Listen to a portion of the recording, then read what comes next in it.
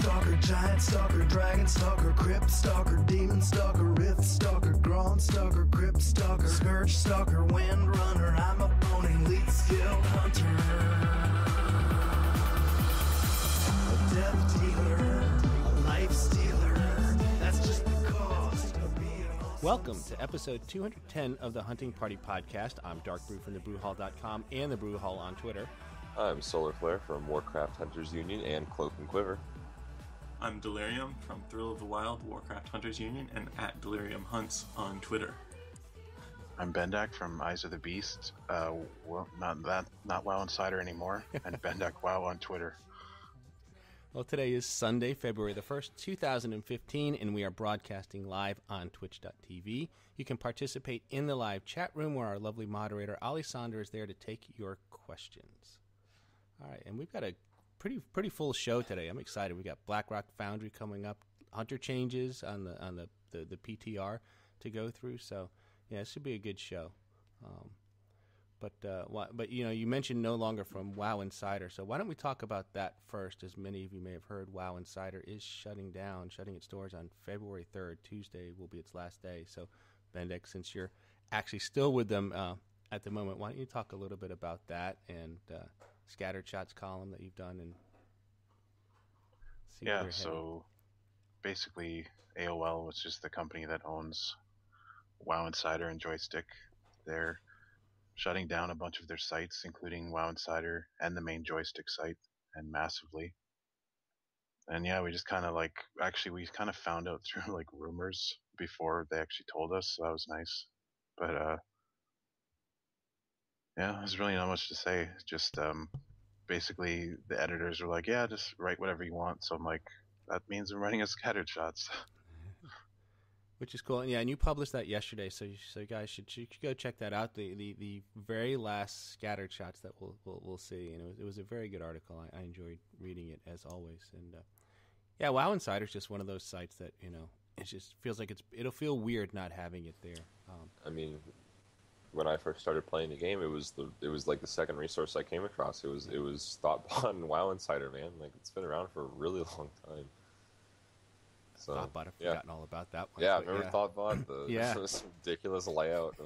Yes. I guess simplicity is key for that website. But yeah, man, it was nostalgic. But it was a really good post. If you guys haven't read Bendak's kind of like closing article, it was a very nice kind of way to wrap it up, I thought. But I even said this in the chat. I kind of wish you guys could find a way to carry on, right? Like, I mean, oftentimes when things that big come to an end, it's really hard to let go for a lot of people, and you kind of still want to carry on. So hopefully the people at WoW Insider can at least move forward a little bit, and still, you know, be involved with the community. I'm sure they will. That's a big thing to be a part of. It sounded like there were maybe hints of that they may be looking into something, but I mean, nothing's been said by anyone for sure. So hopefully, I forget, someone from WoW Insider was taking some informal polls on Twitter about, you know, would you be interested in this? Would you be interested in that kind of thing? Talking about, so it sounds like the idea of continuing in some format is definitely running through people's heads. Yeah, there's something in the works. So, and that'll be good. That'll be awesome. But like I said, it was a very good site. I enjoyed reading many of this stuff, especially not just Scattered Shots, but the officers' quarters. But back when I was trying to run a guild, was great stuff that focused on guild management, and we were fortunate here, you know, with between Bendak and Euripides and Frostheim, so we had three of their writers be, you know, hosts on this show, which was always fun, and Dawn Moore, when she was there, was a frequent guest. So a lot of good ties from our podcast to WoW Insider. So enjoyed it, and sorry to see it go. And like I said, look forward to seeing what they come up with next, if they come up with something. So on that note, should we want to talk about Hunter changes, or are we going to talk about Blackrock Foundry first? We can get Foundry out of the way, I guess. Yeah, let's talk about it. It opens up Tuesday, February 3rd. Tuesday, yeah, it is upon us now. Highmall is probably going to be a thing in the past for a lot of guilds, and I think for the most part, a lot of people are going to be thankful about that. I don't know. People weren't that impressed with Highmall. They said they were kind of over with it. That was the general kind of feeler that I got from a lot of the people that I raid with and some other guilds. They're just like, Heimdall didn't really do it for him, but I think Foundry's going to be like off the hook. It looks totally crazy. Well, Foundry's going to have a lot more bosses than Yeah. Heimdall did. I forget the exact number. Is it almost double what Heimdall had? I mean, Heimdall was a fairly short raid. It's 10 bosses. 10 bosses. So, yeah, it'll have a few more. And it's going to have the tier gear, which we'll talk about in a little bit here. But I liked Heimdall. I thought Heimdall was a pretty good raid overall, and a lot of good encounters for hunters. I mean, people always worry about whether or not, especially when the damage wasn't where it was supposed to be for hunters, whether or not we'd be benched and this and that. There was plenty of stuff for hunters to do on various encounters. Yeah, that didn't involve just standing and shooting. Yeah, no, 100% agree with that. There was a lot of really, niche encounters where we could do really good. Like actually, for example, on Mythic Imperator, hunters have like 4 or 5 jobs to do. I mean, just us. We handle branded. We can soak mines. Like, it's crazy.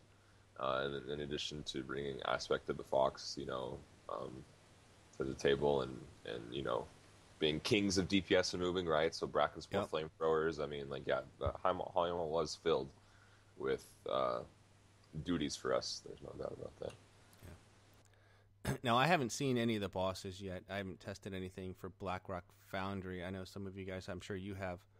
Solar. I was hoping Artemis was going to be here. I know, because I know she's done a bunch of it too. Exactly. Yeah. We'll keep trying to get her back in here. Well, and that was what I was going to mention. Is I don't want to halt the discussion, but I haven't played Foundry since they did it on beta, man. Like the last 3 weeks just kind of grabbed me by the balls, man. Like I haven't really been in game at all, and I had a crazy thing happen that I can tell people about more in the next couple of days. I hope. But things have been weird, so I didn't really get to the whole scope of the Foundry testing that they've been doing just recently, right? Like I think they even put the conveyor belt boss in the test cycle on the PTR just recently. And I missed that. That was one that I really wanted to test, when those like Siegecrafter belt on steroids. Right. But yeah, I missed it, man. I missed it. I only got to do some of the beta stuff, so I can only talk a little bit like Ore Gorger, Twins. Yeah, we can talk a little about that. Who else was Foundry? Yeah, well, we can get there. I don't know. Is that Morgan? Is that Artemis? No. Not yet. Nope. Okay. Yeah. Well, maybe. And Hans and Franz is another. I just like the name. I just love the fact that they decided to name a boss after those guys. And I don't know when they decided that, because that's like a reference to an old 90s Saturday Night Live sketch that was kind of making a little bit of a comeback. If you watch any kind of football commercials, they did some State Farm commercials with Aaron Rodgers and brought those guys back in there as characters, so they're a little bit back in the sort of making a small pop culture comeback, if you will. So I wasn't sure how familiar people would be with those two, but I don't know, that just the name of that, just the concept of that particular boss and the naming of it kind of made me smile a little bit. What year was that? Aired? I think that might have been before my time. Yeah, I'm saying it was like early to mid '90s. I think is when they were so popular. I was just a youngin' then. Yeah, I'm saying it was not a recent thing. They sort of something that you had forgotten about, and if you're of a certain age, never knew about. So, but like I said, they just sort of making a little bit of comeback. Other places I've seen them pop up besides Blackrock Foundry. But one of the things we sort of touched upon a little bit in a couple of earlier episodes was Blackrock Foundry is going to seem to have a lot of AoE and a lot more movement fights compared to Heimdall. That is totally true. The movement fights, I don't think we were going to get away with too many standstill turret bosses. I think the exception of that might be Gruul, but outside of that, so Gruul being the first boss, but outside of that, we're not going to get get to sit in turret a lot, because after that it just becomes total chaos. And it's like Cleve City up in Blackrock Foundry. I don't know. A lot of classes are going to be wanting to favor their AoE specs, enhancement shamans, arms warriors. I mean, we might even see the return of BM on some fights just because of the amount of AoE that's going to be required. That's about my extent. So sadly, the extent of my Blackrock Foundry knowledge at this point, just because I missed the testing that they did. It was a couple days ago, right? It was this week? Yeah, they did. They did. I don't know if they did every encounter, but they did have some Foundry testing on the PTR. Did you get to hit that? I think they might have done some Mythic testing PTR even. testing. Dang. Yeah, I think they did do beta. it. So. Yeah, that's totally a shame. But well, gosh darn it. So yeah. Well, that's all right. Well, why don't we talk about then some of the changes that are coming for Hunters in 6.1? Now, Wait, Delirium, what were you saying, dude? I was just curious what people thought. We were mentioning there's not a lot of fights for turreting, we just stand and shoot. And that seemed to be something the devs talked about at the end of Siege, was their kind of, methodology. They wanted it to be more about doing the fight correctly rather than doing your rotation correctly. I'm curious how you guys have felt so far in High Mall and now going into BRF. Like, does that seem like it's been successful? Or does it feel weird to have most of your energy goes into learning the fight instead of playing well or playing your spec well? Well, in my experience, I think there are two standout fights in High Malt that you just get to go all out into the boss. Probably Kargath and Butcher. Outside of that, there are fights, at least in the Mythic encounters, where Tectis is just an insane amount of movement.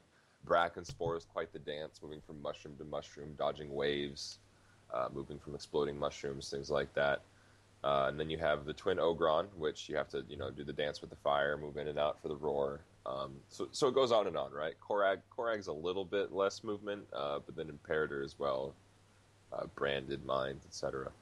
So yeah, I think they did a pretty good job. So 2 out of the 7 encounters that they gave just for the first raid alone are, just standstill patchwork style fights. I'm okay with that if the other 5 are pretty intense, and I thought they were. I mean, in terms of movement, I don't think I've ever moved more in a boss fight since maybe the safety dance in Nex Rammus than I did on Tectis. Tectis, you move all the time. You're always Tectis was crazy. That's a messy fight. It's a fun fight, actually. I like that one, and I've only done it on normal and heroics. I haven't seen what changes they've done for Mythic, but I actually kind of enjoyed that fight. It was messy and chaotic, but somehow, if you once you understood it and knew what you were doing, you could kind of counter all of it. But well, and that was the interesting thing about Mythic Tectis is it lasts 4 minutes. The fight is seriously 4 minutes long, but it's the most chaotic 4 minutes that you will ever have in your entire life. It's bonkers. I would like to see another one of those. Butcher was kind of like that. Butcher was very short lived too. Very very tight DPS check. Yeah, I can't remember what the timer is on that, but it's pretty short. 4 to 4.5 minutes, minutes, 5 minutes. just about 5, something like that. And so I'm actually going to be kind of curious if they have like another like Helter Skelter, kill it super quickly before everything goes to heck fight in Foundry. I don't think they do. I don't think there's a fight like that in Foundry. But I don't know either, so I haven't seen them all. yeah, it's interesting. Yeah, some of those fights, I don't know. I kind of like those fights, like some of those council fights where once you get one of them down, then the fight becomes progressively easier. I like fights like that, where it's not a big fan of the ones that once you get towards the end, the difficulty actually ramps up. And that's been everybody's trouble with Imperator, is that that just getting to see the last phase is hard enough, and then once you get to it, staying alive long enough to learn it is just insane. Well, yes, and there have been several like that in the past, and that's always been frustrating, right? Because especially and it's usually in the last boss of a raid. Those are where you usually find sometimes those 15, 20-minute encounters, and with multiple phases, and you end up learning like the first couple of phases, and you get those down, and they take a while, and then you get to that one phase, and then you're in there for like 15 seconds, and you're wiping, and you've got to start it all over again, and you're just really working to get back to that point so you can try and learn it. And it just feels like it takes so long. Oh yeah, well I mean, and that was my huge gripe with back in Cataclysm with Madness of Deathwing encounter when we were doing it on heroic. Like the real progression began when you got to the head phase, right? Yep. Every single platform outside of that was the same song and dance. So you spent 10 minutes of repetition just to get to the real progression that you were in for like maybe 10 seconds an attempt. Mm-hmm. At the very end, it was like, oh my gosh, exactly. that's the worst kind of rating, in my opinion. Where it's just and they usually do it like I rule said, through it. it seems like they save that for the final boss in each raid when they do it. But cool. Well, why don't we talk about some of the changes coming in 6.1 as it'll affect what we do for these encounters? And I know, Bendak, I think you've spent a fair bit of time now on the PTR and Delirium. I've looked at it a little bit. But most of the changes we have are coming with talents. And a lot of them have been buffed, which is nice. They haven't really nerfed anything yet. So let's talk about the talent changes, because I'm kind of excited about some of these. Do you want to talk a little bit about Barrage, Bendak? Sure. Yeah, so Barrage, its damage is increased by 21%, and actually all the level 90 talents are buffed. So Glaive Toss is 25%, and Power Shot is 62%. It's like, we really want you to use Power Shot. Please use it. That's what it seemed like to me. But yes, 62%. So I guess, yeah, it's like, I saw that, I'm like, Barrage, it's like so awesome already, but I guess if you look at it from Survival's perspective, it was actually, in some cases, it was like a DPS loss to actually use a level 90 talent in your rotation. No, so, regardless of the talent? Yeah. Yeah. Really? So this would actually, this would fix the problem. And, I mean, Barrage is just so awesome already, so, I mean, I like this. Yeah, especially as we get more multi-strike on our gear, we really needed the buffs to make the level 90 talents, at all feasible.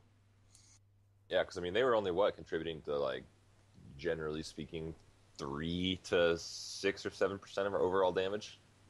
It was pretty lackluster. When Serpent Sting is 50%, there's not much for anything else to do. Yeah, and all those extra Serpent Sting ticks you'd get by casting Arcane Shot instead. Yeah. And plus with Barrage, the focus cost was high enough that it was hard to fit in. At least I felt like it was hard to fit into Survival's rotation, just because of their low focus pool relative to the other two specs. It's pretty easy to fit in with Focusing Shot, but with Lone Wolf, it's pretty hard.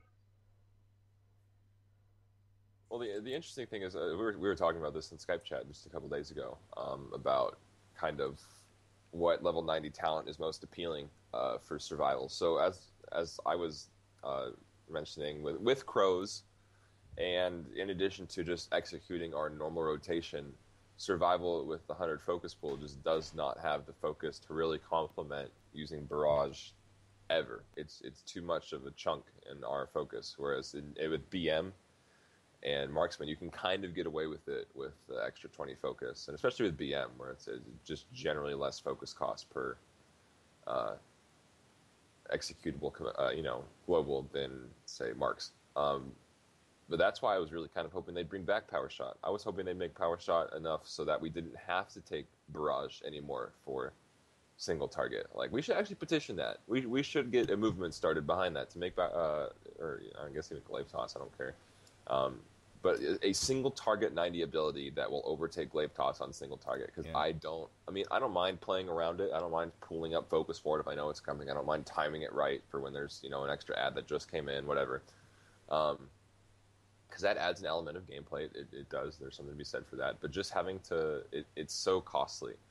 And when was the last time we used Barrage for our level? Oh yeah, never. So I don't know. Make Barrage happen. Maybe 2015 is the year for or Power Shot. Power Shot. Power Shot. Power Shot. Ever since it was released in the beginning of Mists of Pandaria, it never really fit in at all into a single target PvE rotation, or even AoE. I mean, it just never really fit into PvE. Part of that was because it does a knockback, which obviously if you have that for trash, it's going to knock back some targets. For bosses, shouldn't matter. They should be immune to the knockback, so it works in that situation. But even though with the buff, the giant buff, it still doesn't make it. It still doesn't overtake the other two now, does it? I mean, it's still going to be third in line. That's right. It's not a huge gap, but it's definitely like less damage. And I think what it really needs to is a minor glyph to turn off the knockback. Yes, I think it's a good idea. I mean, they could even make it a major glyph, I guess. Although I hate it when they, Major glyphs are pretty set, so I don't know if there's a lot of room to add something as a major glyph, although it seems like the kind of thing that would become more of a major glyph than a minor Are you telling glyph. me that you want to make a glyph that makes Power Shot not do the knockback? See, what I like to do, if you just want to give your tanks a bad day, is glyph the explosive trap Yeah. and knockback, and get Power Shot, and just go nuts. Especially as survival with explosive trap on a 12-second cooldown, no, you are unstoppable, annoying machine. There is no point of return after that. Right. Things are going flying everywhere. It's amazing. That's all I had to say about that. Yeah, Well, I did that once, and my tanks almost lost it. And that works today, although that 12-second cooldown for explosive trap is going to change in 6.1, I believe. What's it going to? Right? Didn't they changed trap mastery and the No longer cooldown of the just- traps? Oh, that's a shame. Yeah, okay. Yeah, Yes, still getting caught up to speed here. I've been gone for a while. No, that's fine. but yeah, so they're yeah, nerfing alright. the trap So cooldown. 18 seconds. 18 seconds. All right. Very well. 20 actually. Yeah, Wait, 20 6 seconds. to 12 is... What? How does that work? Is it not 12 right now? Well, they're nerfing trap mastery and enhanced traps as well. Oh, I see. Okay. Yeah, so it'll be 20 Maybe we seconds. should just talk Oh, about man, they're that really right hitting now. it hard. All right, dang. All right, let's get into it then. Yeah, okay. Yeah. So they just felt like the trap cooldowns for survival were overpowered, so they kind of brought it back way in line. Well, okay, so here's my counter to that. I think that's kind of silly, unless I'm not getting the full scope of the picture here, and maybe Delirium or Bendak, you can correct me on this, but I liked having, for the first time in a really long time, I was using my explosive trap in my rotation as survival, because it was such a short cooldown, and that was really, really fun, because when was the last time we did that? Never. It was either a 30-second cooldown or never. And I kind of like it. I like the shortened cooldown, so I don't know why they're knocking it back up again. Was it the damage coefficient? Was it just too much damage? Because I don't think it was that. This is definitely a PvP issue. Oh my gosh! Affecting us. All right. Survival right now is very overrepresented on the twos ladder. All over the twos ladder is just tons of survival hunters, and on the threes ladder, from about 200 to 1,000, you've got way more survival than any other spec at the moment. Or maybe a couple that are competing, but it definitely needed some nerfing. But one of the things they did to kind of balance that a little bit is Explosive Trap also got a 33% buff to its damage done. So I'm not sure what the duration is now, if they upped the duration over with the longer cooldown, but 33% more damage will make it a bit more significant use of GCD. Most definitely. Yeah, I would. So yeah, if you guys haven't been, I guess especially more so now in 6.1, it's going to be 20-second cooldown Bendak. Is that what we said? Yeah. 12 to 20. And if it's doing 33% more damage, did the duration get extended? I don't think so. I think now basically the duration and the cooldown line up. Okay.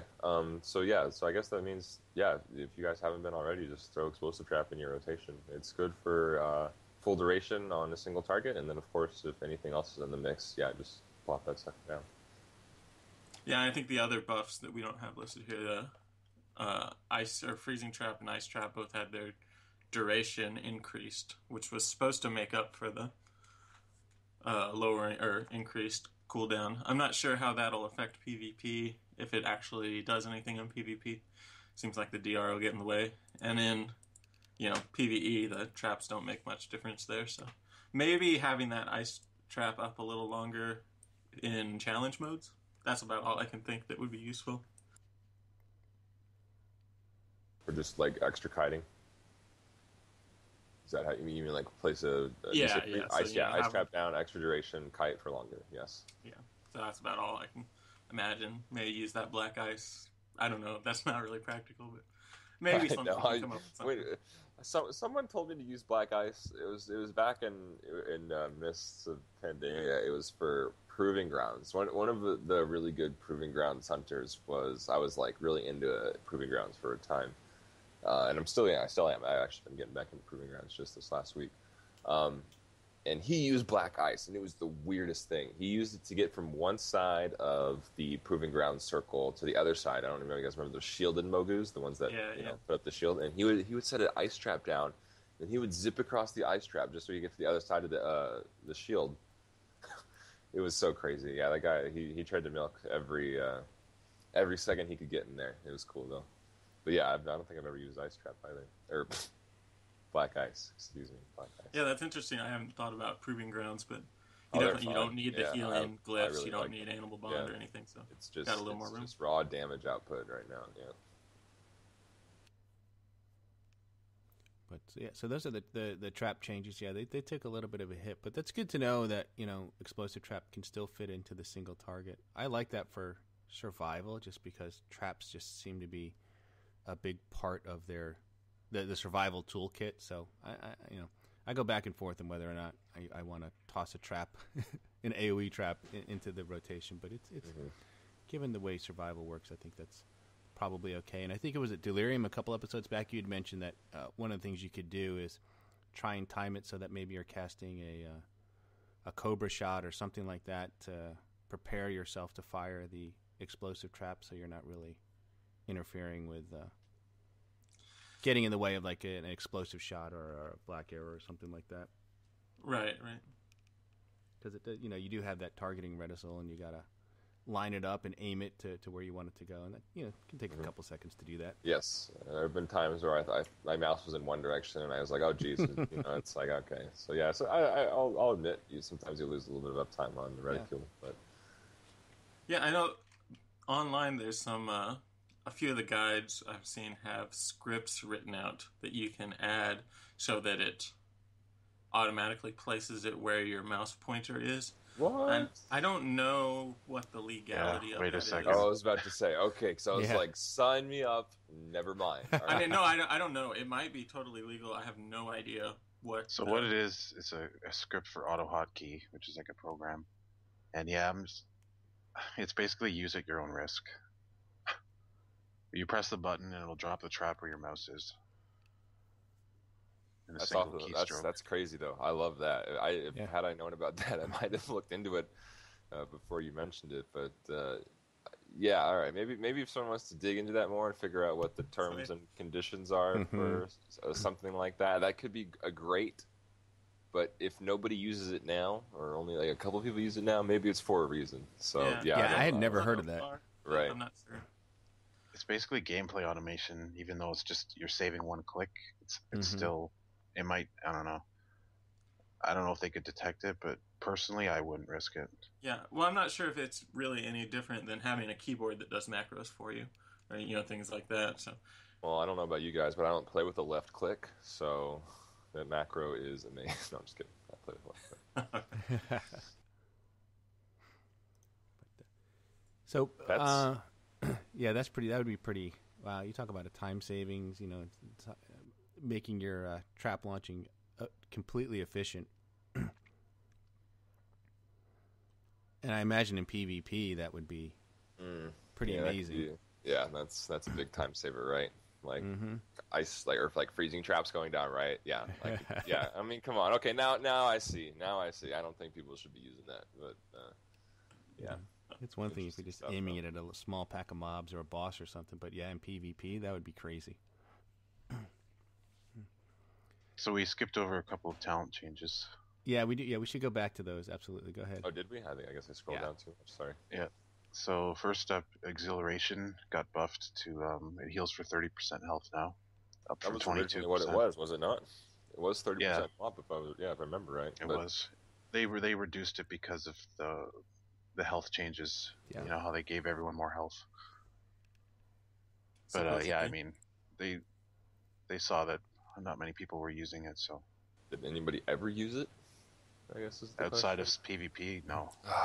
I think I did a fair bit of 3s and 2s last expansion. I don't think one hunter in 500 did I know that ever used Exhilaration, and you could tell because he didn't have the Ironhawk buff, and he didn't have the Animal Bond buff.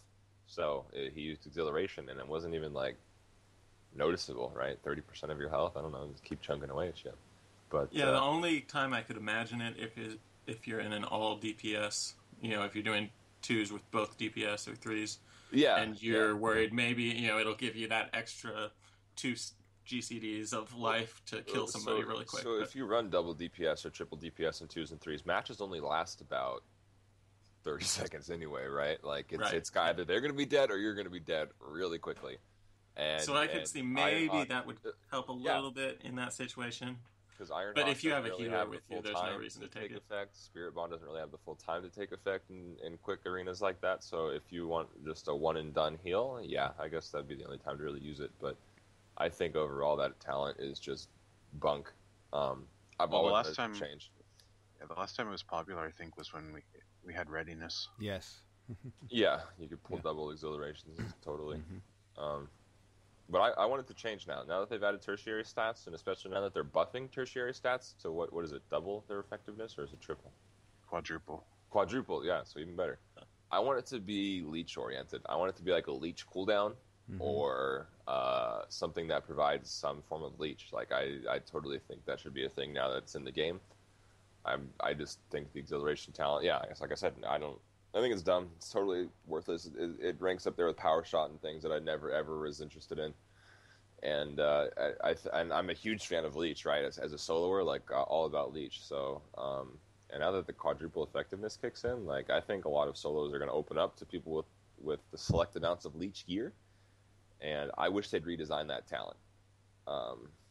Maybe we can get that talent redesigned in the next year or so. We'll see what happens. Now that the cogs are turning here, but yeah, that's my take on exhilaration. I think it's ridiculous. So even with the buff, then it's not something we would want to take in that tier then, for rating or anything. It's just not a big enough buff then. Yeah, very select situations, but the average hunter, I don't think there's any reason to take it. No, I mean even if you combined it with a health stone or a health pot or Spirit Beast or something. I mean, I don't know. Combining it with things like that would be, a significant, situation to do that. You mentioned Spirit Beast, and at the start of this expansion, the Spirit Beast heal was like I think like 16% of your total HP. It was awful. Like for soloing, when you had a Spirit Beast and you popped that heal on you, that was like a respectable cooldown for self healing on either you or your pet. But when WoD launched, it doesn't even come close to that. Aren't they buffing the Spirit Mend heal? Did I read something about that? Did anyone catch wind of that? Yeah, I saw it in the data mining, but I haven't been able to test it on PTR yet. Yeah, I don't see it in the notes here, but I think they doubled the heal on it. Is that right? Or was it even more than that? Yeah, that sounds about. I think they did. Remember. I think it came out in the patch notes a couple builds back, or maybe right when the PTR was released, that there was a change to the healing.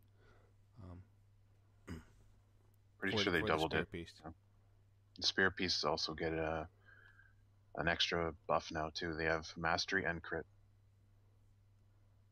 Yeah, that's like the king. I think. Oh man, that's really. I wish we had Shoot on for this. So that's a powerhouse of a solo pet now, right? So Mastery, Crit, and the heal. Whereas we have our current contender and champion, the Shield Spider, with the shield with the shielded damage reduction and stats. So I'm kind of interested to see his take on this now, if he's going to be rolling with Spirit Beasts or a Shale Spider, or even just dismiss the Shale Spider, grab the beast really quick for the heal, and then throw it back and pull the Shale Spider out again. Certainly opens up the soloing game a little bit for our pets, I think, now that they even added an additional stat to that. It's really nice. Mastery, Crit, and a heal. You don't really get that anywhere, really. I guess the Spirit Beast is the only thing that does do that, so it's cool. Yeah, I like it. I think it makes Spirit Beasts, pretty epic, because, they are kind of like the penultimate hunter pet. Well, I was just talking to a hunter last night. I finally got to give the hunter lesson that I was giving away on Twitter a couple of weeks ago, and he was a BM hunter, and we just talked for a fair bit of the night about BM hunters and stuff. And he goes, "Yeah, I had Loke since Wrath, and I've never not been a BM hunter, and I've always used Loke, and I'm like, hey, there we go, man. He's sticking it, repping BM. I like it. Yep, and if you don't have a Spirit Beast, don't forget you can get the porcupine ones in Mists of Pandaria. They're kind of always available. So to if you just need a Spirit Beast in your stable, those are pretty easy to get. And no camping, just need to master their little gimmicks that they have there, their little taming challenges. And of course, Gara's not hard to get either, and fun. And you should get Gara if you hadn't. But I'm saying if you need a Spirit Beast, don't think you're going to have to sit somewhere for hours and stay up 24 hours, a day to get one. They're not that hard. Yeah, that was the worst, man. I don't think I've ever camped a pet longer than I did Arcturus out in Grizzly Hills. That was a nightmare. Just really quickly, I'll make it as short as I can. So we just transferred to Airy Peak to make the convert to Rate Guild. It was like that day, and I was like, okay, I'm going to get Arcturus, because I was a freshly minted dwarf. After 6 years, I was a dwarf again. And you need to have a bear if you're playing a dwarf. And so I was like, all right, I'm going to go get Arcturus. And I waited 12 hours the first day, and then he spawns. Casting a tame. The hunter next to me shoots him dead. Oh, no. He didn't get the tame, so he shoots him dead. It's like, wow, okay. Wish we were on a PvP server, and I could do something to you, but we're not. So, next cycle spawns. It's like a day and a half later or something like that. I've been up for tremendously long hours now. My eyes are bloodshot. Arcturus spawns again, yes! Well, I tabbed back in, and someone else had already started the same. So I was going, oh, crap. I missed the second one. And then on the third time's the charm. I got Arcturus on the third tame. But it took me, it was 3 or 4 days of just sitting in Grizzly Hills. It was awful. I do not recommend that. It's a great pet, but camping 4 days and pulling your hair out because 2 people got it first, it was like, oh, or killed one and tamed one. But, yeah, I guess that was the longest I've ever camped a pet. It was 4 days. Yeah, that's crazy. I think my longest was King Crush. Is that in Sholazar? Yeah, he's in Sholazar. Right? He's tough one. I'd say, the top 3, sort of hunter pets, I think the hardest ones to get, and I don't know what the order should be, but Arcturus, Loco Nahak, and King Crush, I think, are the 3 hardest to get. The problem with King Crush is he patrols and spawns in fairly well-traveled areas in Sholazar, and he's big and he's green, and people will just kill him on sight. They don't, they don't look at him as being like a special hunter pet. I think people, every time I've seen him, it's been dead. I've seen him dead a lot as I've flown through there. And I that's the one pet I still don't have that I need to try and get. But I think just his enormous size is he's... Yeah, sorry, I didn't mean to take everybody off topic. No, it's fine. We're Hunter talk. Okay. I think we're talking... Stampede. Stampede. Yeah, speaking of pets, let's talk about that one, because, that's... They changed that. Now lasts 40 seconds up from 20 seconds, so the duration of Stampede has been doubled. The cooldown is still 5 minutes, but, that's pretty nice. Bet all of our melee friends love that. I think it's funny that they had to literally double it to make it compete with the Murder of Crows. It's funny. Murder of Crows was that good. Well, yeah, Murder was crazy good, but I mean, remember for a time there when at the tail end of Siege when it was still like a 3-minute cooldown, like Stampede reigned king, and even for a while at the start of the expansion, this expansion. Wasn't it pretty good? I'm trying to remember. Yeah, it was a little bit ahead for a while when we were all running Lone Wolf. Yeah, I remember that. And so do you think it's going to make a return now? Because, I mean, the big argument, of course, is you have Murder of Crows on a 1.5-minute cooldown, or if you can reset the cooldown with a kill. And it does a fairly sizable amount of damage. But take Stampede, for example, and if you have like a short duration encounter fight like Butcher, I would almost argue you would take Stampede in this new upcoming rendition for Butcher than you would Crows, because Butcher's going to be a short fight. You want that burst damage, you want that heavy hitting damage, and Stampede provided that. Like always, was always about that heavy burst damage. And for fights that are like 8 or 9 minutes, I'd say like some progression fights are sometimes maybe 10, kind of reaching up to 10. If you can only get one stampede in, it's really not that great. Whereas you could have fit in 9 or 10 Murder of Crows in that time instead, which would have obviously beat it out. And that's kind of always been the comparison between the two talents. So I have no idea if this is going to pull Stampede ahead on almost all situations. I'd want to say no. I don't think so. I think there's the way they buffed it is kind of interesting in that going up to 40 seconds means it's not going to get all of your opener buff now. But usually if you're taking Stampede and casting it, right off the bat, you're getting it with both trinket procs, with your pre-pot, with, often with Bloodlust or Heroism, whatever. And you're getting, this huge buffs over the full duration of Stampede, which is a lot of what I think made it such a huge cooldown. And so now at 40 seconds, half of the time you're not going to have anything up. Yeah, but it's still extra damage that wasn't there before. Sure, it's not like it takes but away. I don't think it's quite doubling the damage. Yeah, and when you got out of it before. And you've been playing around with this a little bit on the PTR and written about Stampede Bendak. So why don't you talk about some of the things that you found out too, specifically with its interaction with Lone Wolf, because that's kind of interesting behavior there. Right. So if you're playing like something that's not Lone Wolf, so you have your standard pet, you cast Stampede, you get 4 extra pets. But if you're playing Lone Wolf, you don't have a pet, so you got extra damage to make up for that. You cast Stampede and you get 5 pets. So essentially, the talent is 25% or more valuable, or 20% more valuable for Lone Wolf. So I was doing some testing, and it seems like it's quite a bit ahead of a Murder of Crows, like significantly. Even if the fight links don't line up that well with the cooldown, just because of that extra pet. That's interesting. I have a question. Maybe I didn't hear you right, or I'm just not understanding it properly. So when you don't have Lone Wolf, you of course summon 4 pets in addition to the one you have, correct? Right. Yeah. And so your pet is doing a certain amount of damage with its basic attacks, with its normal white melee attacks, and its special attack like Claw or Smack or whatever it is. I think it's basic. I forget, but it's got its attacks.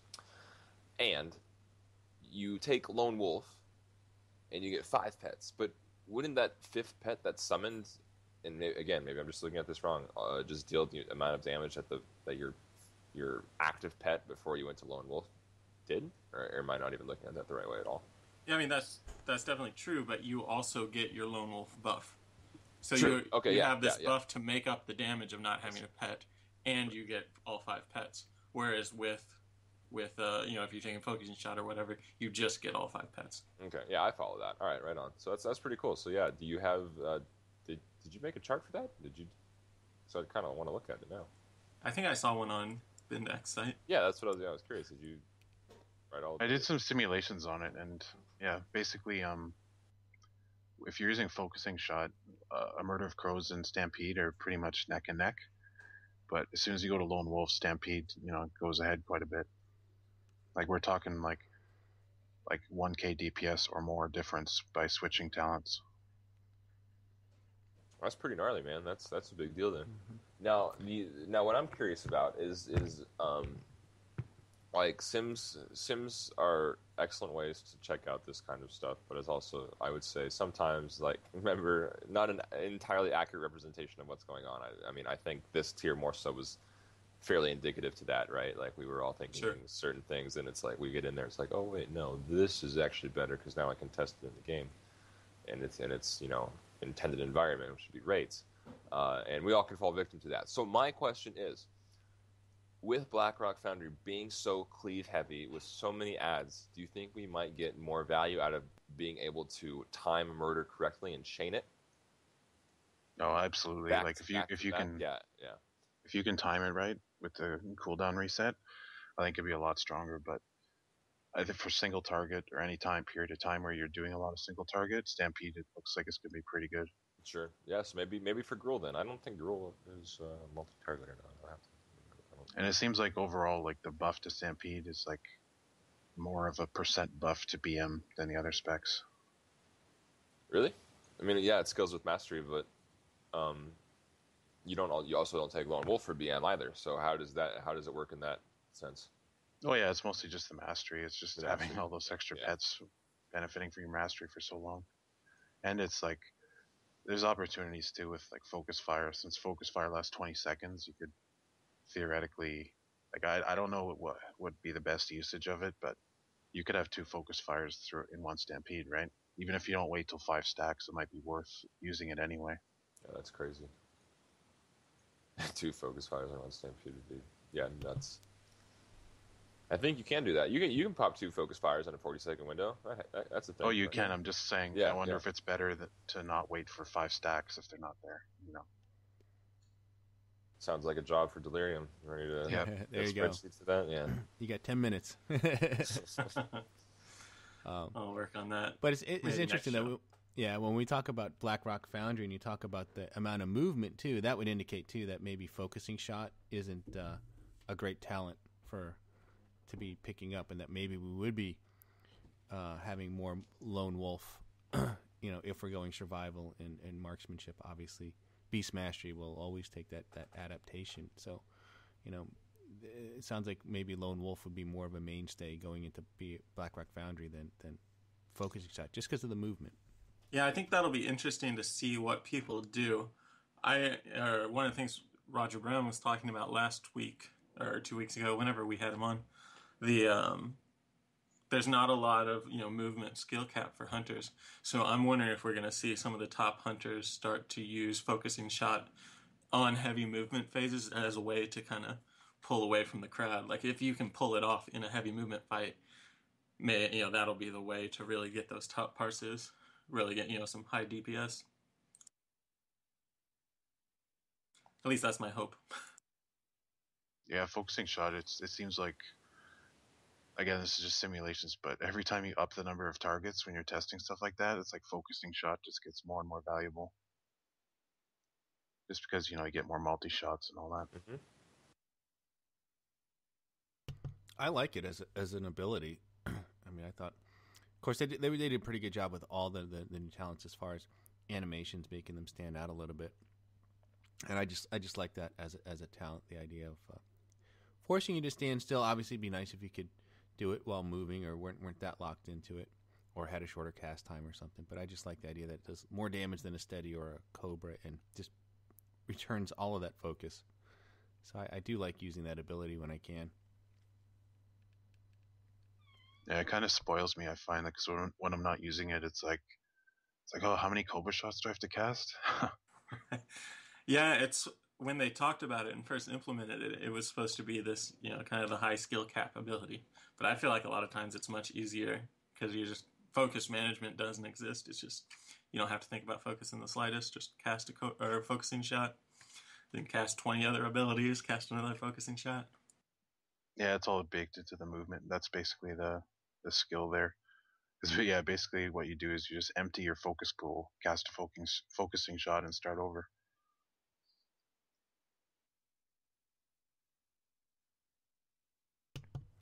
Hello. So maybe just to recap real quick then. I mean, so what does the talent sort of builds look like? I mean, and specs going into 6.1, it sounds like survival is going to be fairly strong. I mean, BM will be good. I mean, Beast Cleave is still one of the best AoEs, so will we be looking at that for those fights where there's a lot of targets and things? I mean, what do you think the preferences will be? And what's going on with marksmanship? I mean, has it fallen into third place, or is it still, number one? I'm just curious I think to see how marksmanship things are shaking out. Marks is still pretty close to survival in pure single target. If you look at the logs, there are some hunters who are getting marks, really high parses with marks on the single target fights. It just really has trouble with AoE or any kind of 2 or 3 targets. Well, 2 or 3 targets, it can hang for a little bit, but I mean, yeah, survival just has flooded top parses. If you guys look at like Warcraft logs, if you see a Marks Hunter in there, it's almost curious. Yeah, you have to click on the parse to figure out how he did it right. But Right. yeah, I think Survival and BM are gonna be, and I think Survival more so than BM, unless we get like a crazy AOE encounter. But those are going to be the two big ones. It's a shame Marks fell behind so quickly. I guess it lasted half a tier. Half a tier is not bad. Half a tier. Maybe a week or two of the tier. It's more of a quarter of a tier. Was it really? Yeah, it's true. Because this is half only of a quarter of a tier. Yes, there's an eighth of a tier. And the thing about it is, it wasn't like it was nerfed. It wasn't even nerfed. They just buffed everything else. Well, I mean, aim shot and kill shot were nerfed. That's true. Which aren't huge nerfs, but slight. Yeah. I guess it was a little bit, but I don't know. I think of nerfs. I just remember back to Wrath of the Lich King and what they did with Beast Mastery. And you talk about nerf, and they just nerfed that thing to the ground. Just remember, you had a one-button sequence macro that did the whole dang rotation for you in Nax and stuff like that. So yeah. And you could do that hybrid talent build where you got readiness, where you could pick up readiness from the marksmanship tree, which really made it powerful. But I remember in Nax there was that scorpion pet with the stacking dot. Mm-hmm. Oh man, that was so overpowered. Yeah, those were glory days for BM. Talk about BM glory days. Talk about Wrath of the Lich King early expansion. That was insane. And then Barrage looks like the level 90 talent. I mean, they buffed all three, so it looks like it's still going to come down to Barrage and Glaive Toss.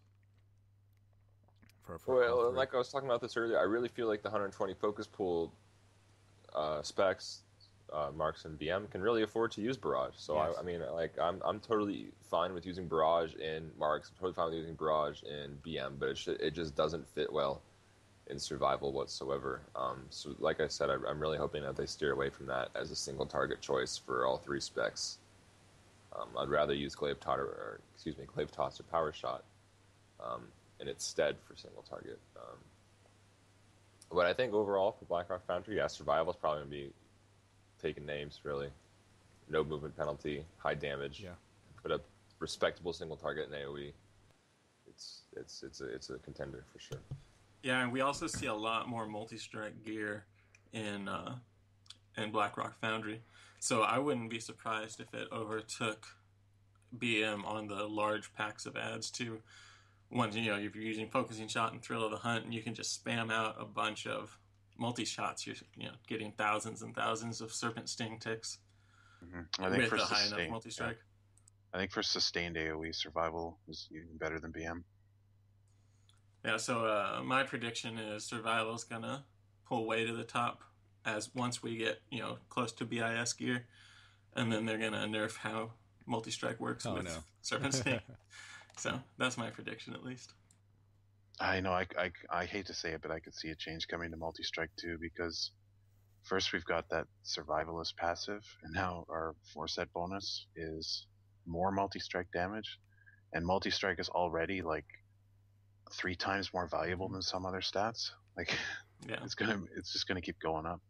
Well, let's talk about the set bonuses, because now with Blackrock Foundry, we'll be able to get the tier gear, and we'll be able to see the 2 and the 4-piece bonuses finally come into play, and see what kind of impact that'll have on rotations and what we do. Well, I mean, let's start with the one that I think we're all probably going to be going into, Survival. We'll start with Survival. So yeah, the 2 pieces, whenever we cast Black Arrow, it automatically triggers lock and load. And I'm glad to see this, actually. I really enjoy... you remember, because we talked about Survival DPS being relatively flatline with no execute or no cooldown. And back in Mists of Pandaria, when you wanted to burst the Survival, you notched up a freezing trap, and you got your what was the buff called? What was it when you hit something with your trap and it immediately proc lock and load? I forget what the name of the perk or talent or whatever that was. But I liked that because I mean for Garrosh, when you wanted to do burst damage to the engineer, if you're on engineer duty, you threw a freezing trap up there. You didn't have to wait for your Black Arrow to tick, and it was quick, fast, bursty damage as Survival. And that's totally awesome. So now I kind of like to see at least the return somewhat of that for whenever we do cast our Black Arrow. Lock and load is right there and ready to go. So I'm all about that. I think that's an awesome change. Yeah, I haven't played with it on the PTR yet, but in beta, this one was just so much fun to play with. It makes your opener a lot more interesting. You've got to really plan out what you're going to do. I don't know, it just makes I love it. I love this 2-piece. It doesn't. I don't care how much damage difference it makes. I just like it a lot. Yeah, what I like about it is it's not RNG dependent. It's something, like I say, you can plan for. It's predictable, so you know exactly what's going to happen when you cast Black Arrow. It's just automatically going to give you that lock and load, and that's what I like about it. You're not really, it's not something. Well, maybe it'll happen. It's like it's going to happen, and you can work around that. So and then the 4-piece bonus you were just talking about, Bendak. When you hit a target with explosive shot, multi-strike damage is increased by 15% for 3 seconds. Yep. So we stack that with the 20% from Survivalist, and multi-strike is even more awesome than it is now. It's just all those, and plus all those extra lock and loads. Like that buff is going to be up a lot.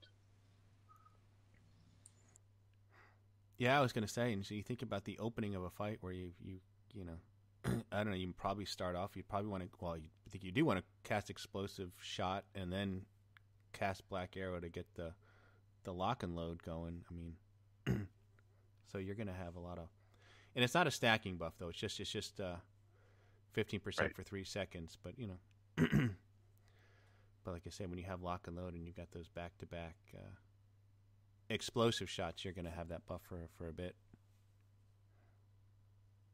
Yeah, I mean that's just a raw damage output one, right? Yeah. So like I've ever probably going to see our multi-strike like raid buffed, and in Blackrock Foundry raid gear probably around 25-30%, maybe ish, depends on how much multi-strike gear you get. But yeah, I mean with the trinket, is the Black Hand's trinket multi-strike too? That thing is like crazy. It kind of works like there's an unused multi-strike trinket. Yeah, yeah, totally nuts. But yeah, you want to should we talk about marks, I guess, maybe? Yeah, why not? Even though no one will be using it, maybe. But let's talk about that. It's. I mean, well, the tier bonuses were like crazy. Like when you think about it from a high mall perspective, it was like, oh yeah, but I mean, for Blackrock, not quite. So Mark's 2-pieces aim shot crits restore an additional 8 focus, which is amazing for the openers because you talk about chain. It's all going to be aim shots, which is like amazing. And then the 4-piece actually complements it.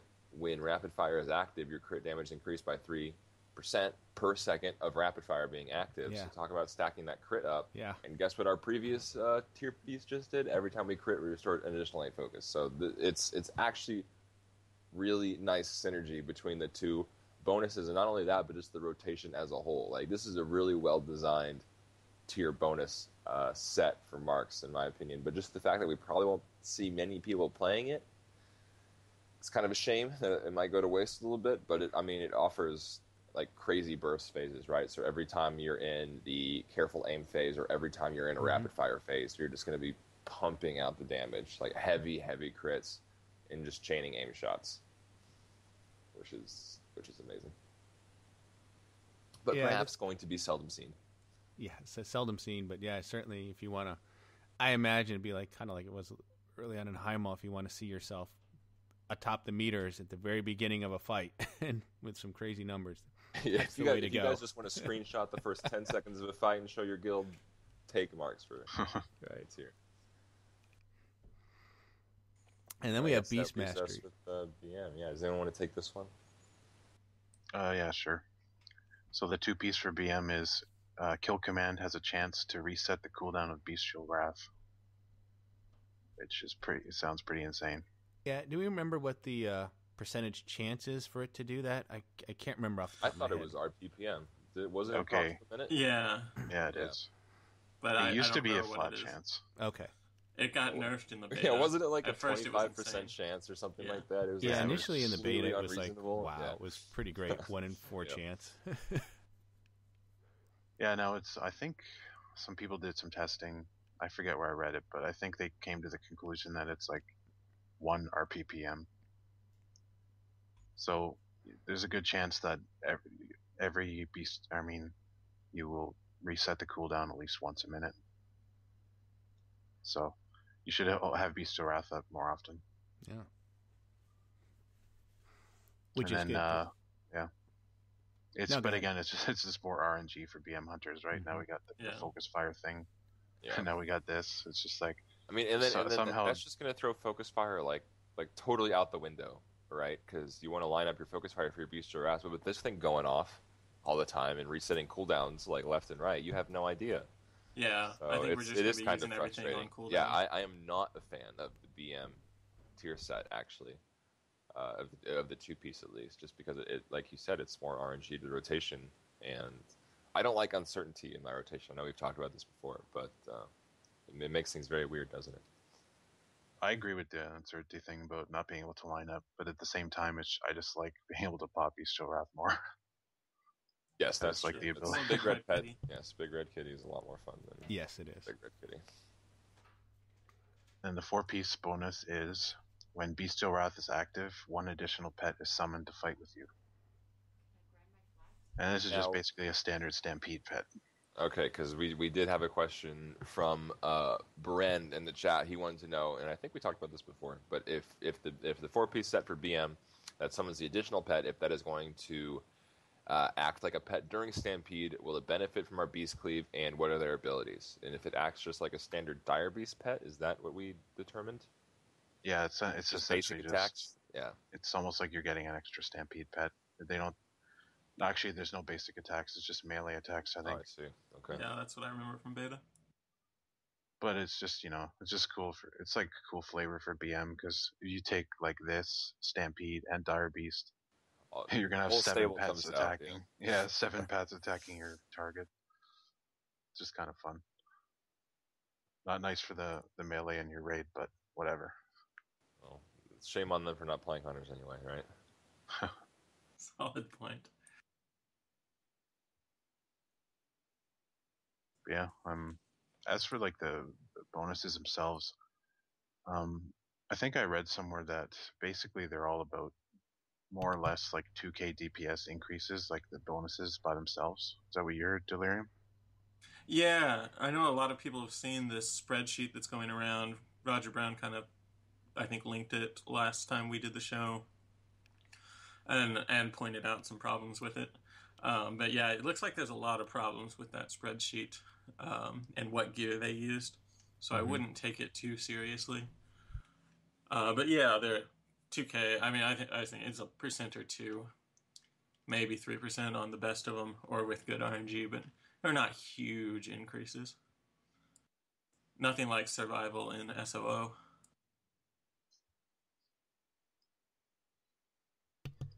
No, but they're well designed, I think, and they look like they're fun. I mean, it makes you you want to go out and get those 4-piece bonuses in Beast Mastery. I mean, it really it fits in with all three of those specs, and kind of really complements kind of the nature of those and design of those specs. I look forward to getting these. Do we know if you can get these pieces from follower missions at all? The Blackrock Foundry follower missions, or if they said one way or the other, or has anyone determined that through testing? They haven't said one way or the other, but I'm going with no. It just seems like I think it'll just be regular armor, but who knows? Maybe you could. But I know on the PTR, I copied my character. Like, I just recopied it a bunch of times, and I did a bunch of missions, and I didn't get any. I think I did like 10 missions now, Blackrock missions, and I just got normal armor and trinkets. Okay. Yeah, I know you can get trinkets, and I know you can't get weapons out of the High Mall, and I assume the same thing for Blackrock, so I wouldn't be surprised if they just said, sorry, we're not going to give you the tier gear. You're just going to have to run the raid and defeat the bosses to get them. I kind of regret doing those missions, too, because I started getting all this awesome gear. It's like, I got 2 pieces that had a socket, Warforged, and Leech. I'm like, oh my god. I'm never going to replicate this. Yeah, good heavens. Yeah, I have to talk about a lucky find. Jeez. Well, I was curious, kind of so somewhat off topic, but it totally baffled me. So I did a High Mall mission, and we'll just say a week ago, and I got Scales of Doom Mythic, which was like, woo, I love the trinket. So got the trinket. 8 days later, 8 days, I got another High Mall mission, and I got the neck. What happened? I had no idea the cooldown could have been that short. 8 days for a Heimdall mission to reset? Are you sure it was 8 days? 100%. You can check my character feed on the Armory. If you look at my Solar's recent activity, you'll see Scales of Doom, and then an 8-day period between the Scales of Doom and the neck piece. Yeah, unless you were late in getting it. I mean, you could, because it's once every 2-week period. And so if you wait 6 days to do it, maybe. Yeah, I mean, I assume those 4 missions share the cooldown, right? Like it's random which one you get, but you'll get one supposedly 2 weeks after you completed, you know. So maybe it's not off of... blew my mind. Yeah, I had no idea what happened. Maybe you're right, Delirium. It's not off when you complete it, it's when you get it. So you'll get one, and then 2 weeks later you'll get another, even if... Yeah. Okay. All right. Oh, maybe that would make sense. Yeah, that if would you make didn't a lot more sense. Okay. Yeah, if you didn't do it right away and waited a few days before doing it, I don't know how long those missions stay. Yeah, they stay a lot longer than the other missions. Pretty sure they stay for 2 weeks. Yeah. Do they? Okay. With my very first one, I didn't have the right people geared up, and I took 4 or 5 days to get it. But then I still got my next one on reset day, the following 2-week period.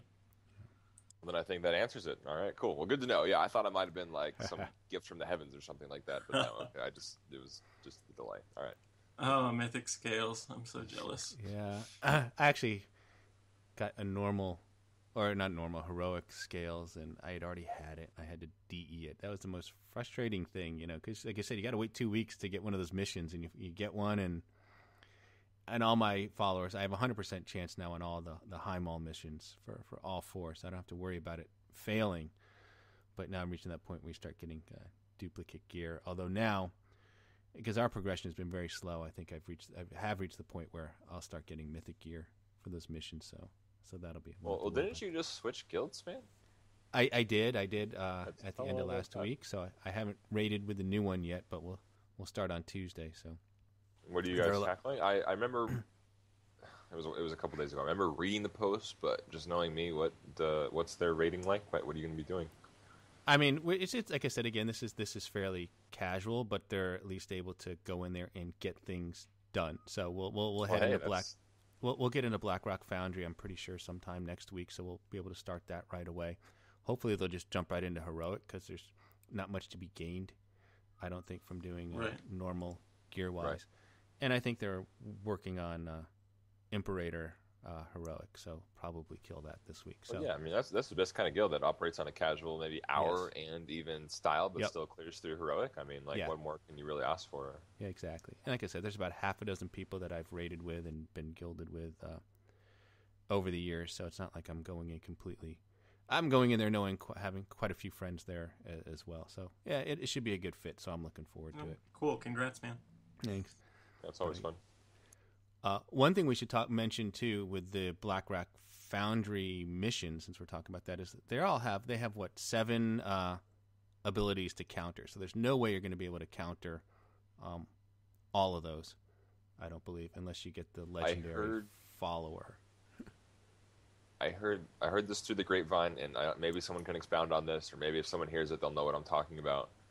Brewmaster monks, if you recruit a Brewmaster monk, they have the abilities necessary to make countering Blackrock missions easier. So if you go to your tavern or your inn or whatever it's called on the Alliance Scum counterpart, and you recruit a Brewmaster monk, that's the one to be looking for. And I heard that through my buddy who is Garrison Insane.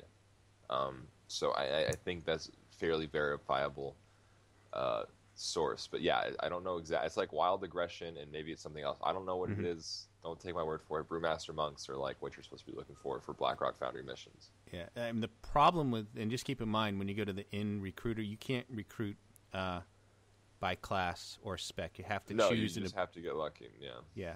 Yeah. Because I've been trying to get a monk in my into my rotation, and I can't. They don't come up for me yet. But I go to that inn every week looking for things in fact, I don't know if I did do a search on Wild Aggression was one that I needed, and it didn't get a monk. Got something else, but I tell you, I've been doing that. That's the one. My favorite part about the garrisons is those followers. I love the inn. I love trying to get get those missions 100% maxed out, and they're pretty close. I just don't like deactivating followers. I'll Yes. recruit It them all is day sad, long, yeah. but I was just like, wait a minute, I don't want you to go away. They're supposed Yeah. to be, yeah. I get And that's- some weird satisfaction out of deactivating paladins. Well, Leroy is still in my arsenal, so I haven't deactivated him quite yet. But Yeah, Yeah, but I had to deactivate pink. a few, 650 eye level. have epics. you really? Yeah. Jeez, man. I have to, but what you should do is, if you haven't, you should update the Master Plan add-on, Mm-hmm. because now it has the updated missions with the 7 counters. Yes, it does. And then, yeah, it's nice. And then at the bottom of that tab, it'll tell you what followers you have that are basically, you don't need them. So you can, those are the ones you can abandon and try to get new ones. Mm-hmm. Yeah, that Basically, master they're just planner redundant followers. Yeah. is awesome. It'll tell you if you go to that missions of interest tab, it'll tell you which ones aren't being utilized for those special missions. So that's a pretty good indicator of what you can deactivate. But yeah, I don't know how many followers I have right now, but it's 8 or 9 over the cap, I think. And I have a barracks too, so I can have 25 active followers. You'll be able to Although get the more Do that followers too. eventually. I'm sorry. You'll be able to get some more followers really easily too when the patch drops. Right.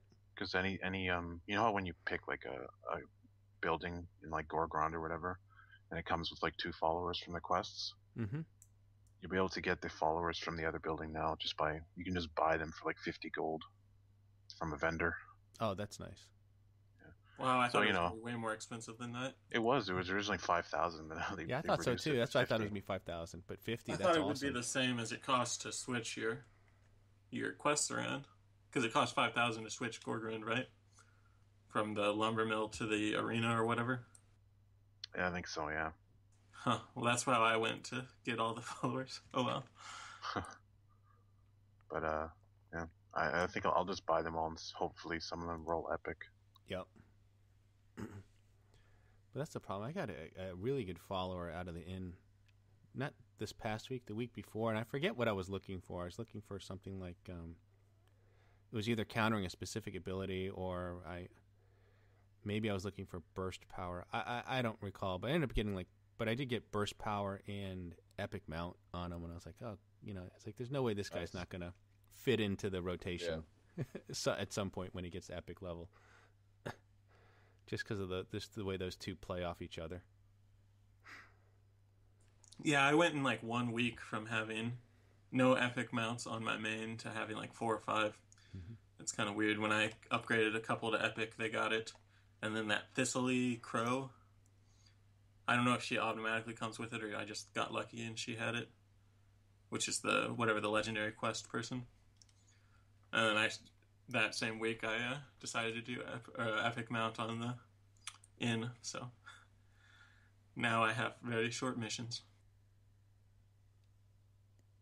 Another thing too is they up like the eye level cap for followers to 675, because they have a new tier of missions that high, like even above the Blackrock Foundry, which are cool. 660.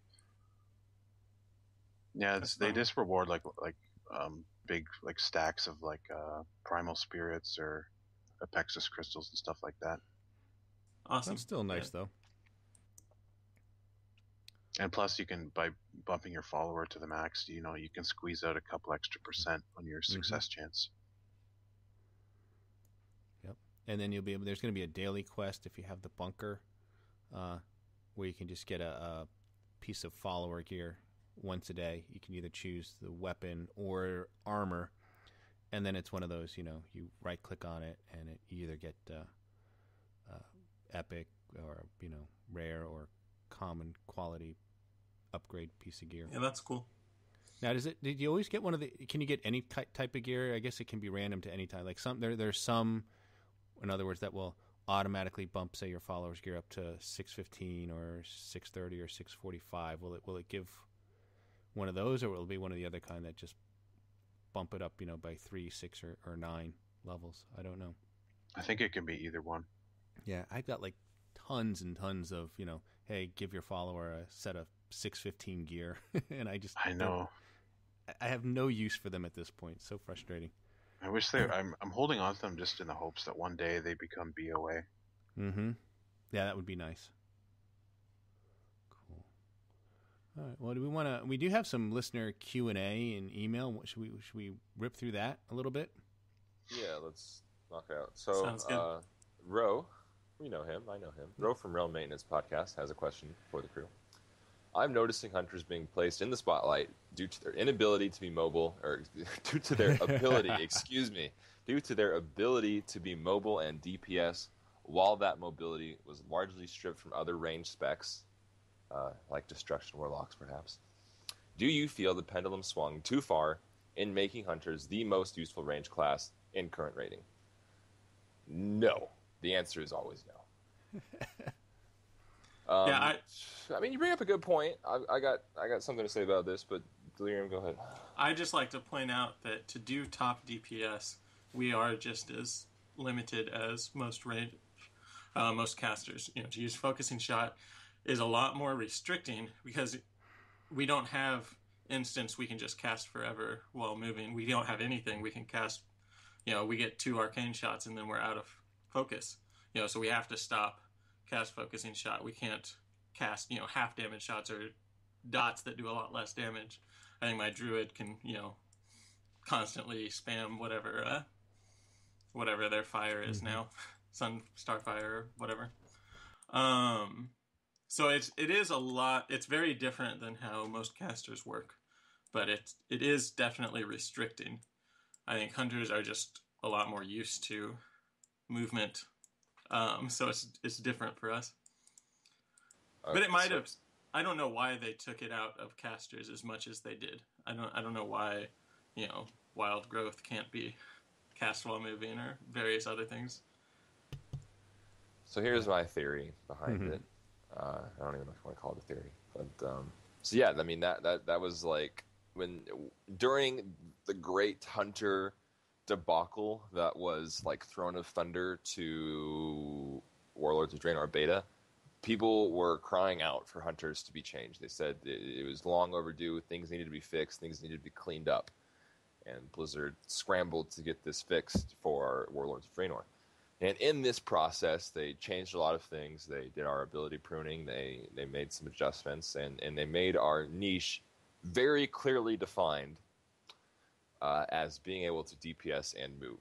And I think, being hunters, we are the ultimate class, and since all other classes are designed around us, they made the 9 or 10 or whatever it is other classes beneath us not able to reach the level of mobility that we have. Now, given that we have specs like Marks where you really can't DPS and move, it's people say, "Oh, it's just sniper training." No, that's a side. We get some DPS out of sniper training. And like Delirium mentioned, with focusing shot, there are certain instances where we are gibbed just as much in that sense. When we have to move across the room to get to somewhere, we may find difficulties in our rotation or suffer a loss of DPS. But for the most part, yes, we are still the kings of movement. Do I think the pendulum has swung too far in that sense? No, I'm going to say no. But do I think maybe that is a reasonable assertion to make for someone who may not, play or come from an extensive hunter background? Yeah, probably. Because when you see specs like survival, and I'm not bashing us here, but survival only has 4 buttons, guys. And it's doing killer damage, okay? And we can move. Maybe I shouldn't have even said that. Survival is in a horrible state. Please buff it more. That's right. I shouldn't have even opened my mouth, actually. But, I can see where people can come from that. Yes. So here's what I recommend is become very, very good friends with, the local hunter in your raid, and then just arrange for them to cast Aspect of the Fox when you need it during an encounter, and then you'll feel awesome for 6 seconds, just like a hunter. And that's probably your best solution right now. Yeah, I can't remember if it was Dayani or Hamlet, who are 2 pretty prominent. I think all the healers know them for their theory crafting work. But one of them was talking about use of Aspect of the Fox and really saying healers shouldn't be using it, and it should be for range DPS for casters, so they can get their more out of their DPS. And I think that's totally fair. Healers can always pick a different time to heal you up, unless you're about to die.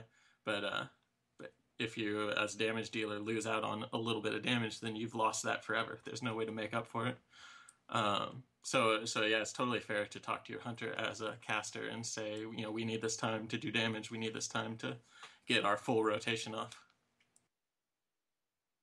Yeah, and I think hunters we are balanced around having that freedom of movement. Like that's why on like a standstill fight, if you have a bunch of people, different classes who are of equal skill level, we're not necessarily going to be on the top. Like if it's like a patchwork fight, right? Because we're balanced around the movement. You guys agree? Yeah, I mean, sorry, I was speaking. I had my mic down. I'm 100% behind that. Yeah, I agree. You're absolutely right, Bendak. Yeah.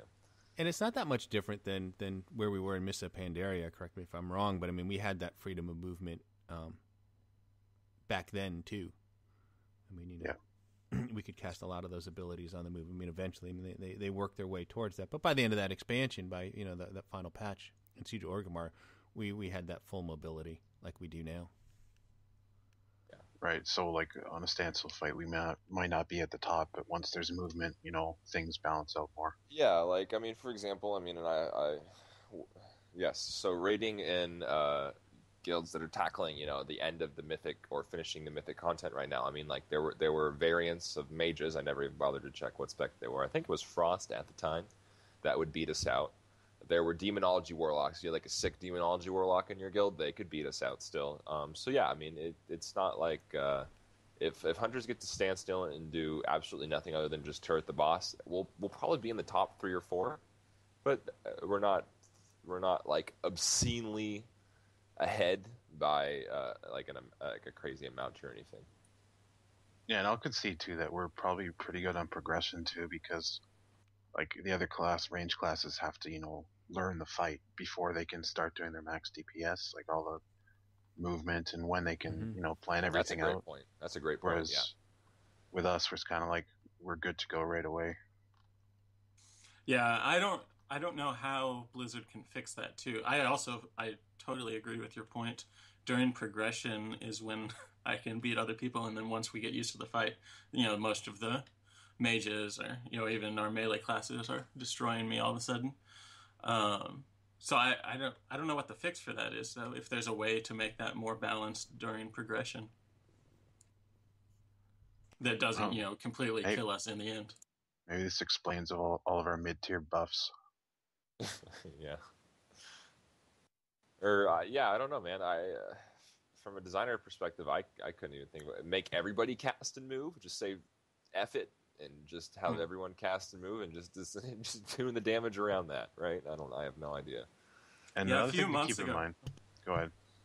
A few months ago, the Grumpy Elf, who's a hunter blogger, did an article about that, and what is it about a caster that like the lore dictates that they can't cast and move? Like, what is it about magic? I mean, I don't know how to do magic in real life, but I would think I can concentrate just about as well while moving as not moving. Well, coming from an experienced magic user here, in my personal experience, when you're fighting a boss and there's fire everywhere and he's yelling and people are running back and forth and swords are flying and arrows are flying, to conjure up this incantation, this verbal or mental incantation, it's a little bit of work, man. I have to say, sometimes I get pretty fatigued.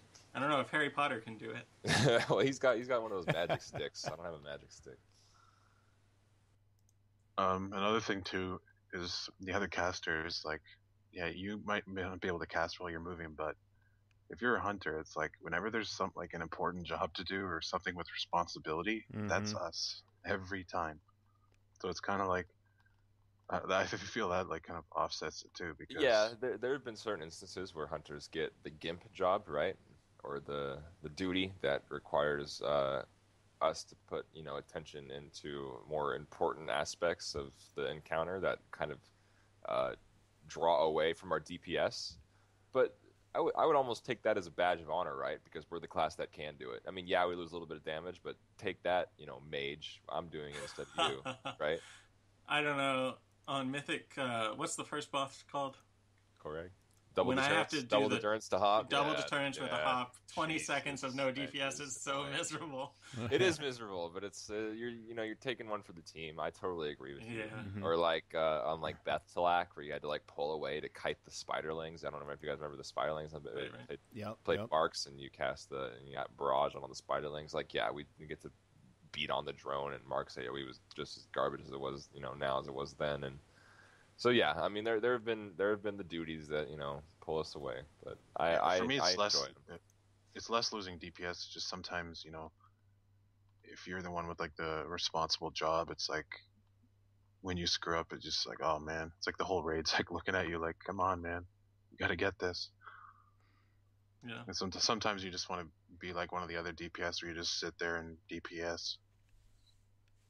So I was having some connection issues the other day or a week ago or so, and we were doing our farm through Heroic, and I don't actually know why we do Hunters unbranded for Heroic, but we do because it's what the raid leader wants, and I didn't have to do it because I was having these lag issues and couldn't handle it, and so I just got to follow the regular ranged group, and I was like I felt like I wasn't doing anything the whole fight. I was just standing there, follow a mage we had marked, and that was it. And it was just so simple. And I don't know, it was kind of disappointing because I didn't realize how little most people did during that fight. But at the same time, it was a very nice refresher, and I don't know, just really enjoyed having the week off from mechanics. Yeah, exactly. Sometimes you just want the week off. That's so true. Especially like I get stuck with like thrower duty on Bracken Spore, and if you get towards the end of that fight, it can get hectic and messy. And I feel awful if I'm overheated and like the other guy's overheated, and because you just feel like so much is resting on you at that point to kind of keep the area clean and just make it so that the boss isn't getting healed up because he's standing in moss and all sorts of stuff like that. So there's a fair bit of responsibility, but it's nice to be able to provide that, and so it's sort of like a badge of honor when the group comes to you and wants you to do it. That's how I think of it. Definitely. So you talked about like wanting to have a week off. I don't know how many hunters you guys have in your raid group, but we usually actually had most of the time 3. So I just said, all right, you 2 roll off, go, and whoever had the lowest roll had to do it. So at least in my experience, that was the way to cop out of a week of not having to do something. Cool. Okay, so it looks like we have another question. Yeah, we got one more email, Yeah. which is a good one, and so why don't we do that, Oh, I and then scrolled down more, we'll wrap sorry. it up. Why don't you read it, Delirium? All right, Mac Burney from Ice Crown says, "Greetings. I equip a new piece of gear on my character pane. My attack power goes up, but my damage goes down. Should I use the new piece, or is the only answer to that training dummies?" That's a good question. I think training dummies is a legitimate way to test things. You can also put it into WoW Hunter Tools or Simcraft. I think it's the most common way to do it. Go ahead. Sorry, no, go ahead. Go for it, Solar. Well, I was just going to say, training dummies are so... I'm glad I don't think this way anymore, because I used to, okay, so I'm going to sit on this dummy for 5 minutes and see my results. Then I'm going to change whatever variables I want to change. Then I'm going to hit it again for another 5 minutes. And see. That is just not an accurate representation. There's so many variables that could have gone in, trinket procs, crits. You want to simulate that in many iterations, not just one time on a dummy for 5 minutes. It just doesn't do it justice. It really doesn't. Take it to WoW Hunter Tools or take it to Simcraft. That's all I wanted to say. Yeah, well, what about the character pane? I know in expansions past, it's just been pretty worthless as a measure of your DPS, to the point where it just I never trusted it or relied on it at all in terms of the information that it was giving me. And I don't know if that's changed or if it's actually accurate now. I mean, does anyone have a take on that? My sense is that it's really just not a good measure of anything, and that you're better off using one of the offline tools, or just trying different things in a raid if you're raiding, and seeing how you do from one encounter to the other. Yeah, when it's a matter of something with similar eye level and similar secondary stats where, other than multi-strike for survival, most of the stats are pretty close for hunters. And there's not a good way to tell those minute differences in game. If you don't, you really don't like going out of game, you can sit on a training dummy and then like pull up your SCADA or recount and look at an individual shot, take off both your trinkets, and usually they say use a white gun. Like you can get a really low level bow or gun that's white and doesn't have, secondaries or anything. And you can try to, average out all of your things without any procs and look at an individual shot, take off all of the crits, take off all of the multi-strikes, and see how it's fluctuating. It's a lot of work. I don't know if it's actually any less work than going to SimCraft, downloading it, putting in your character, learning how to switch those. It gives, once you control for all those other things on the training dummy, you can get a pretty good idea of how a piece of gear affects individual shots. But then that's still not going to tell you how it affects all your shots together or how it affects, your overall DPS once you have your procs back in and once you have your, your scope on your gun and all that stuff. So really, once you're to those minute changes, I think SimCraft or WoW Hunter tools, or, in the good old days, Zahara's tool, Female Dwarf, those were really the best we had. Yeah, one thing I want to say is in his question he put attack power and damage in quotes. And if he didn't specify what type of gear he's talking about, but if he's talking about a weapon, I know there is a bug where if you equip a weapon with less than 3.0 attack speed, it can show lower character sheet damage than a lower eye level weapon with 3.0 attack speed. Like, for example, a heroic dungeon bow will show as more damage for me than my 660 engineer gun on the character sheet. It's just like a bug.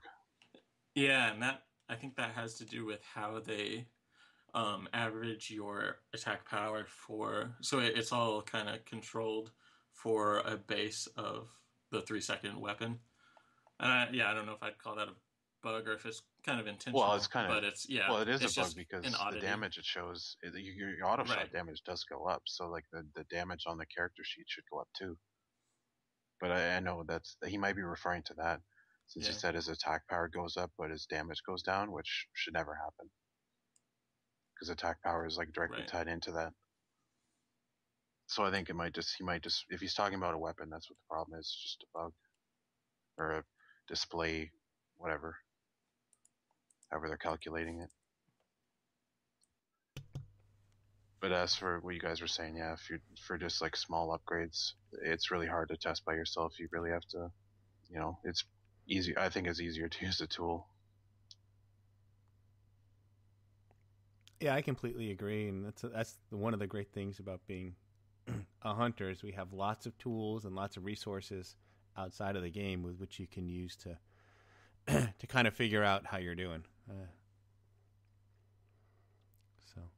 Well, I think on that note, guys, I don't think we have much more to go over, and it's an hour and a half here. So that was a big show. Yeah, it was a good show. All right, you have been listening to episode 210 of the Hunting Party Podcast. I'm Darkbrew from thebrewhall.com and the Brew Hall on Twitter. I am Solarflair from Cloak and Quiver, the J.J. Abrams movies, and I still like that one, and _Solarflair on Twitter.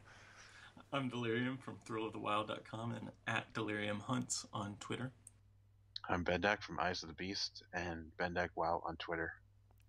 All right, check us out on iTunes, YouTube, Stitcher, or add our RSS feed to your reader. And, of course, we'll have all these links available in the show notes. If you have a question or a topic that you would like to discuss on the show, email us at huntingpartypodcast@gmail.com or send us a tweet at huntingpartypod. Don't forget to follow. Stay thirsty, my friends. Yes. Sorry. No. It's no, good. we were doing so good. I cut you off. No. I know. That was... It was almost perfect. I don't know. I think we've had a couple good outros that have gone smooth. So I think we're a little bit overdue here for one of these. All right, stay thirsty, my friends. Remember to drink your dark brew lager. always flare at the choke points. Heed the thrill of the wild. Keep your eyes on the beast. For the horde. All right. All right. So, Darkbrew, did you remember to hit record? I did. We did it about 5 minutes before we started, so all is well. Yeah, no big technical mishaps. That was good. We'll have Synth back next time. He'll actually get our little faces or whatever popping up on the overlay. I'll have to have him show me how to do that. But yeah. Other than the fact that I've got about 100 applications open on my screen and my monitor's just filled with little windows, this went pretty well. All right. Well, thanks for listening, everyone.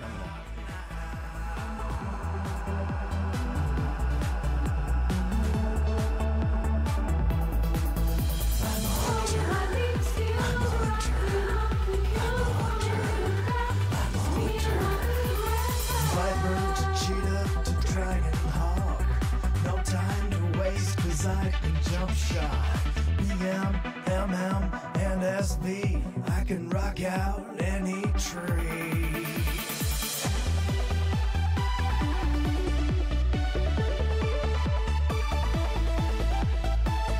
Never worried about my threat, 'cause I've got FD and misdirect. Catching loose mobs in my traps. I never miss, 'cause I am hit capped. 'Cause I'm the hunter, not the marked. I'm the fighter, not the spark. I'm the kiter, not the kite. I'll top the meters every fight. Rated endgame, dealing death. Just me, my gun, and my trusty bed. Now let's begin with Illidan, Osirian, and Gil'jadan, Magdamar, Asgalor, Gruul, Cthulhu, and Razorgore, Onyxia to Ragnaros. Which one have we killed the most? Kel'Thuzad to Malygos. We even killed a Kama's ghost.